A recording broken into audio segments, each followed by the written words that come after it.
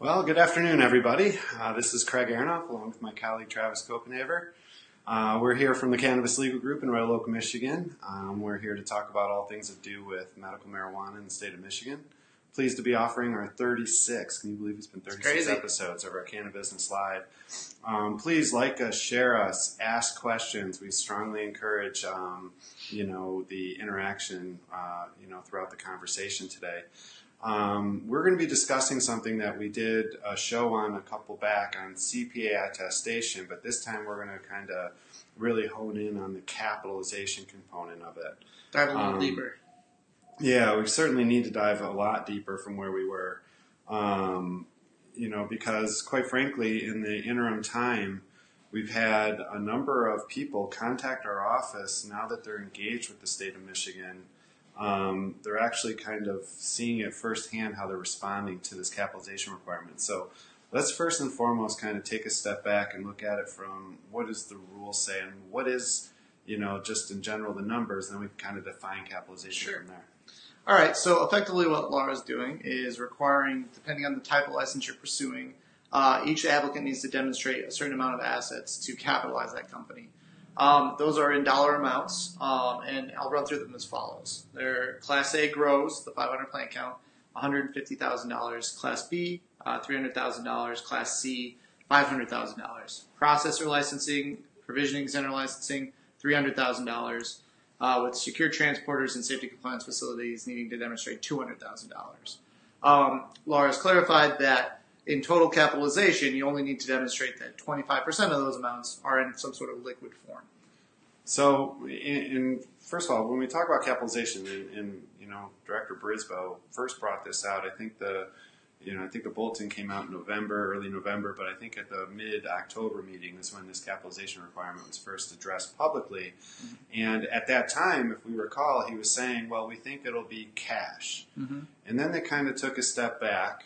And 3 weeks later, they issued that bulletin that kind of laid out, well, we mean 25% cash or its equivalent. So as we break that down, we can look at what costs and fees and operational items that people will need in order to get started. And suddenly the math sort of makes sense on the cash component. But what did it mean for the other 75%? Because generally speaking, when people use the term liquid capitalization, which was the way it was expressed by Director Brisboe, that caused a lot of confusion. Right, and concern. I mean, it caused a lot of concern. Yeah, absolutely. And the first thing I got was a call from a client of mine that said, wait a minute, I just bought my building, I bought all my lights, and now you're saying that I still need to be liquid to the same amount of money I just spent? And, of course, what we learned is some clarity to that. And so the first thing I want to do is kind of read the definition out of the CPA attestation portion of the instruction book. And this goes into what would be Disclosure 3A. And what it says, and the language is very important here, a CPA-attested financial statement, including foreign attested CPA statement or its equivalent, if applicable, documenting the sources and total capital of the applicant's capitalization to operate and maintain proposed marijuana facility. Why is that important when we talk about the sources of the capitalization? Right. So I think this is where the confusion really lies. Well, for me, as I try to explain this to the clients I'm working with, is you might have a lot of assets in your name. You might have a lot of assets that have value in your name, but that doesn't mean they're appropriate for capitalizing your company. And when we saw Laura move from liquid to 75%, 25%, the types of assets that they're anticipating that are going to be counting for capitalization are those assets dedicated to the companies to make sure that that company can meet obligations, operate, stay afloat, weather the first few months as this industry is new, deal with a setback, make sure their company can be successful. And, people might have assets in their names and they might be very valuable assets. But if they're the type of asset that can't truly be dedicated to the company to further this company and its defined goals, which are cultivating marijuana or processing marijuana or selling marijuana or testing marijuana, then whether or not that asset has value is of no good to the company itself. The word capitalization is not asset for a reason. It is truly those materials of value dedicated to the company to ensure it's capitalized. So, we recently got a call from a client who was concerned because in the application, they went out there and they a friend of theirs, actually. It wasn't somebody we were representing, but a client called to discuss it. So I want to make that clarity, because I think we would have maybe directed this a little bit different had we had the opportunity, of course. Is this woman owns a property in Arizona that's free and clear. It's worth several $100,000. And when she made her application, it was her belief that, having this net worth, and they kept focusing on the word net worth, is somehow important to the decision of the capitalization. Mm-hmm. And I think that having the conversation and talking it all the way through to make it point clear is how could I use that property in Arizona as a source to the benefit of my business here if I don't have, say, a line of credit or something to draw that equity out. My net worth might be important for establishing that I have the financial wherewithal in the supplemental app to just, so that they can see me as a financially healthy person.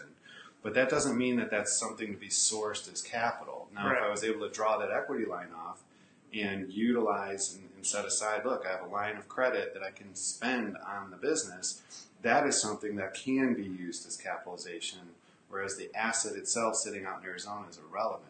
Right. Now let's flip that to a property in Michigan that is actually zone compliant, like we were saying before. Right.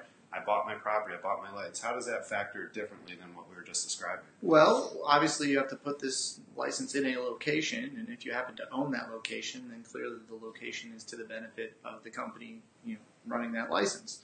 The same theory could apply if you own property unrelated to the activities going on in Michigan. If you have property in Michigan up over here, and then you own the property that you're going to put your license on, well, then one property clearly qualifies for capitalization, the other probably wouldn't. But remember, if you truly do own real property, that is still an asset with value, and there might be ways to utilize that asset to get to capitalization. That's right. But the state of Michigan is not going to assume that that's a bridge that can be crossed. You need to be able to demonstrate that is in fact the case. So while in some cases they'll allow you to use things like the value of your cultivation equipment, or eventually perhaps stock of materials and things of that nature, it's not enough to say, look at this piece of real property over here is capitalizing my company. Until you can demonstrate to the state how that's occurring, they might not count it. So in what I would also do is kind of look at it from a little step back perspective as well. If I'm somebody who in the middle of, say, 2017, let's say it's May, that these towns were slow to react. So some of them, and just to use an example, Battle Creek or Portage, Kalamazoo, if you look at their agendas, they were opted in as early as middle to late spring last year, and even up through today, they don't have a final ordinance. But I might have went out there and taken the risk and spent money and bought property on the belief that in the future that property was going to be valued for this industry. And so the key is that when the state was looking at it in the fall, they recognized people had already made investments. People already took the money that they were going to use in this industry and spent it specifically on items for their businesses. And so by allowing people to use 75% of their capitalization as something that's a non-liquid asset, really what they're doing is they weren't discouraging people to make those investments. Mm-hmm. They weren't discouraging to the disadvantage of those people who already had. Right. And so if that were true, based upon the initial statement by Director Brisboe, I think everybody that already bought businesses would have been behind the eight ball over those that sat on their cash and waited. Mm-hmm. And so clearly when they came back and looked at it and said, we want to start using assets too, including any marijuana inventory, really what they were looking at was once you started investing in the business that you're going to be seeking a license for, let's give you the value of that investment up to 75%. But leave enough cash to pay the bills. We know we got to pay $6,000 to the state for the vetting. We got to pay another $5,000 locally for almost every ordinance that we have out there. We got to pay all of our inspection bills. We got to make sure that we have that regulatory assessment fee available to be paid, which could be as high as $57,000 if it's depending upon how the licensing shakes out. So the point being is cash is going to be something that even as a Class A grower, $37,500 of cash, which is the 25%, isn't that much money. In fact, the items I just laid out there, you've just spent most of that, and you haven't even paid your employees yet or turned on your lights. Exactly. And again, you really have to keep in mind too that when you're putting one of these applications together, there's a difference between what you're disclosing financially and what assets you're dedicating to capitalization. So, if you do own property in Arizona, for example, you're required to disclose your interest in any real property ownership you have. So you still need to demonstrate to the state you own those properties, they're just not necessarily going to fall in the bucket of materials that qualify for capitalization. We get another question quite a bit, Craig, and I'd love you to weigh in on this. At what point do the different members of a company need to actually dedicate those funds to the license holder? If I have money in a 401k, or if I'm one of the members of 4, do I have to literally give that cash into a bank account in the name of a company? What are some of our options there? Yeah, and I think that's actually a very common question that we're seeing. And I think that this goes to the actual relative liquidity of it. So how loose or how available is it for purposes of the intent? So if I own a building and I have 3 other partners that are going to be joining me for purposes of providing a license at my location, and I'm the landlord now because I own the building and I'm going to lease my building to this group of people, and they're going to give me a piece of their company in order to, say, maybe waive my rent for a period of time or forever, and then the business buys my building.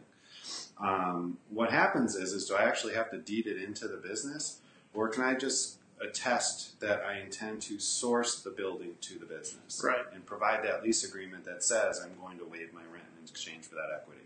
So that's an indication that, like, I don't actually have to physically change anything, but I have to demonstrate the intent to do so and set up the legal arrangement that says if I get a license, then this will happen.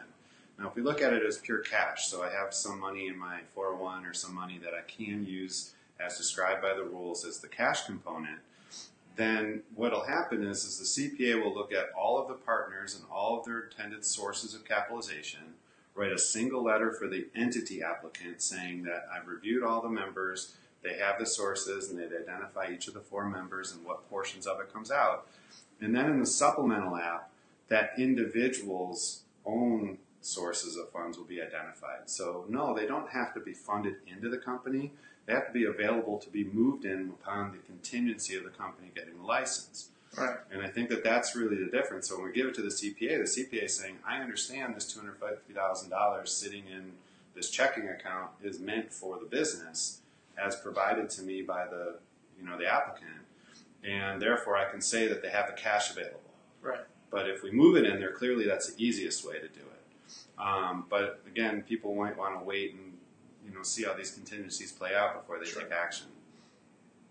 So I think that is an important distinction, though. So when we sit down, how do we game plan the timing of things? If I'm looking to use an asset, let's say, and one of the things you left off when you went through the list was a secure transporter. Oh, did I? Sorry. Well, what I think is interesting about that, because the thought that I had is, I'm a secure transporter, but I have this really awesome Porsche. Mm-hmm. So I own my Porsche free and clear. It's worth $100,000 or something. Can I use that as a source of capitalization for my secure transport company? And my answer would be no, because unless you're actually giving the car to the business to be used somehow in this transportation, it's of no value to the business. Right. And I think that's the same example of having the house in Arizona. Right. You can't necessarily, even if it's here in Michigan. So when you're trying to decide what can and can't you use for capitalization, that's really the test. Is it something that the company can use? Maybe, I guess in theory you could drive your Porsche around for transportation, but that might be a different question. Like a half a pound. Well, maybe a testing facility can go get samples in there. There you go. Porsche, so. Right. I think you might come a little bit short if that's what you're trying to state that you're using for secure transportation. But no, that's really the test, though. You have to think about it that way. And like I said at the beginning, you might have assets. They might be very valuable, but you have to figure out a way for those assets to be valuable to the ultimate recipient of them, the company itself.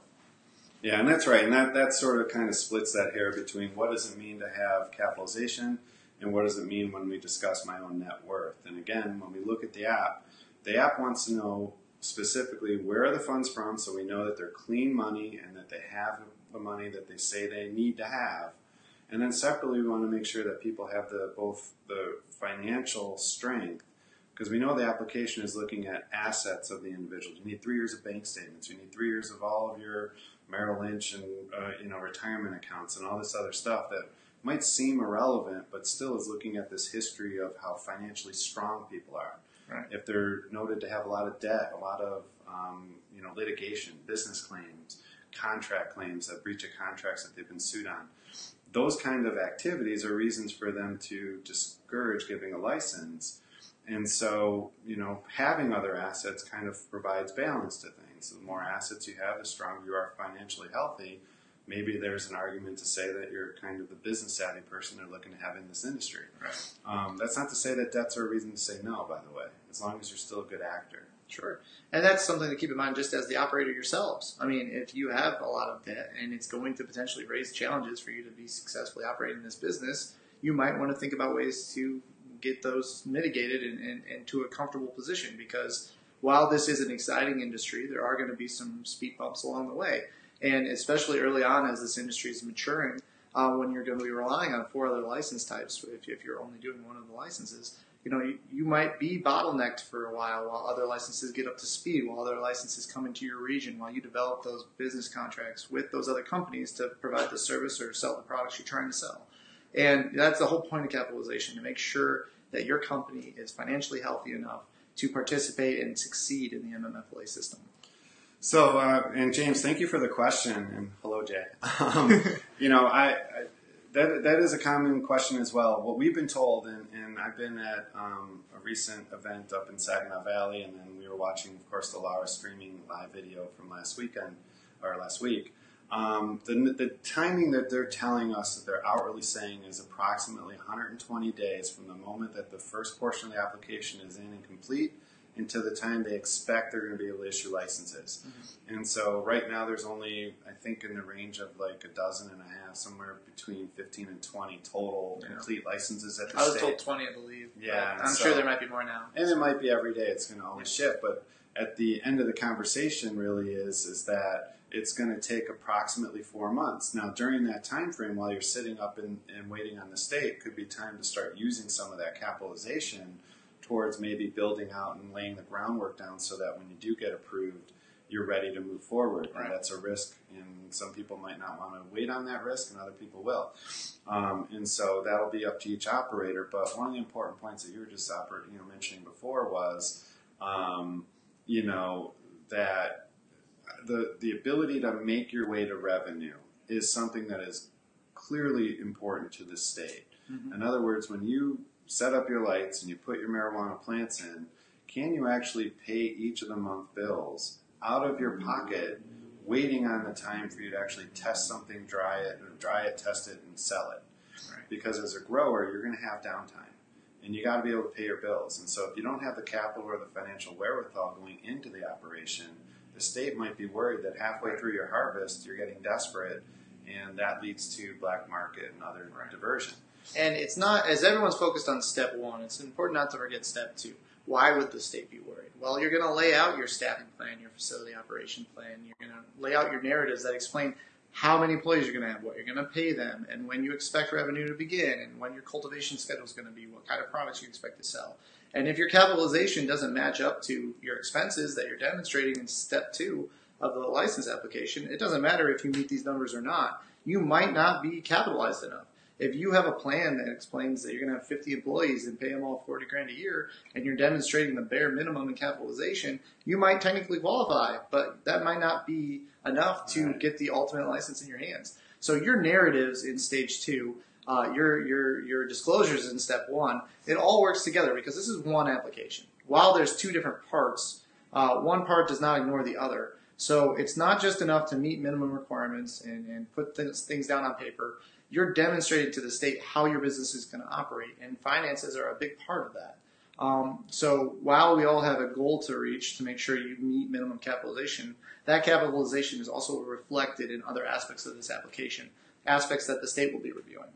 No question about it. And Tim, you're asking, are we talking about 20 complete apps under consideration by a board or just approved applications? So I want to split the hair a little bit, and I think that the answer is that until every portion of the application is at the state for phase 1 and or phase 2, the state isn't actually looking at phase 1 until everything is in it. They're not actually touching phase 2 until everything is in it. Now, how far along it is to get through the board itself, presumably it's a full 120 days. That includes getting the background check and the vetting back on that. That includes going through the criminal history background check, the financial history, all that. And then, of course, going through whatever the board process would be to review your facility plan, make sure that the facility is safe and sound for the intent that you're looking to do. And then also, as Travis was saying, like the math. You know, you're saying that you have $28,000 of monthly expenses just to get to revenue, and you're sitting on $300,000. You have a limited period of time till you run out of money. And so that's sort of the math and how it all will kind of play together as that second part of the app goes in. You got to demonstrate that you can build what you say you're going to build and have the capacity to do it, that you can get it inspected and actually flip the lights on and get that fire marshal in there, which we know will be the last step in this, and still pay everything and make it happen. And so the 120 days will be the opportunity to start moving the boulder and getting things going. But hopefully it truly is 120 days and we're not running into 180 days. Right. And I think until the state starts to submit those first sets of license approvals, then we can start to have a real metric as to how long this process should actually take. Exactly. Yeah, so, you know, I think this capital question is going to continue to come up. I hope this is a video that proves itself to be helpful in that regard. Again, as we look at scenarios and questions, you know, we're going to try to fine-tune our videos to kind of support the questions on the table. This one in the capitalization is the one that kept circling back. And so, although we discussed the CPA attestation, the component of that, that was something that, you know, I think you can see, I think it's video 33 or 34. Please review that and compare it with this one. I think what you'll find is that what the CPA should be attesting to is important, that it's actually earmarked and sourced for the business. Right. And we can't just have a bunch of assets that are meaningless to that. And obviously, as we continue to learn more and more about how this board is moving forward and getting more clarification, we're going to be talking about it and providing that to everyone. So keep tuning in. We're happy to continue this narrative in the future. Yeah, and again, if you have any questions offline, you can reach us at thecannabislegalgroup.com. Utilize our Facebook page. We do our best to respond to any questions that are meant through our Facebook page. If you're interested in compliant parcels, check out our municipalities page. The website is right there on our page here, cannabislegalgroup.com/municipalities. We're doing our best to keep a live map going. So, you know, to the extent that you see anything that maybe isn't in there, please let us know. Definitely. Yeah, we really appreciate all the engagement and the kind words that we've heard from people. Next week, we're going to plan on doing our show, I believe, Friday morning at our normal time around 9 o'clock. And we are still attorneys, so sometimes we have to push things Sorry, around. everybody. And I said 9 o'clock. I think 10 o'clock is our prime time to do it. And so expect us next week, 10 o'clock, absent some kind of court hearing that I don't know yet about. But until then, we'll look forward to seeing you out on the street and talking more about marijuana in Michigan. So for Craig Aronoff, Travis Copenhaver, thank you much, everybody. Have a great day. Thanks.